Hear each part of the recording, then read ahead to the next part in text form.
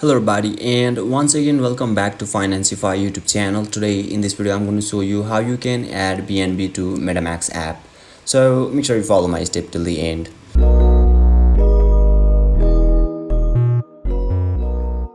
First thing first, I assume that you have already downloaded the Metamask app and already logged in, and now right after that, once you open it, you will be able to see the interface or dashboard of the Metamask apps on in the screen.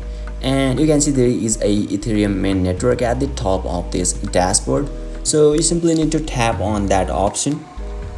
And now you can see there is a add network at the bottom of this section, so let me tap on that one now. And you can see there is a BNB chain, and don't forget you will find the add option at the right side, so you need to tap on the add and finally tap on the confirm and switch to the network. So once you do that, you will be able to add BNB to Metamask app successfully.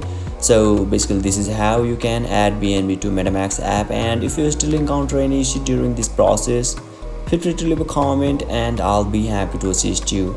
If you found this video helpful, please give it a thumbs up, and if you are new to this channel, make sure to hit the subscribe button and set the bell icon to on so that you can stay updated with our latest content. Thank you for watching, and I'll see you next time.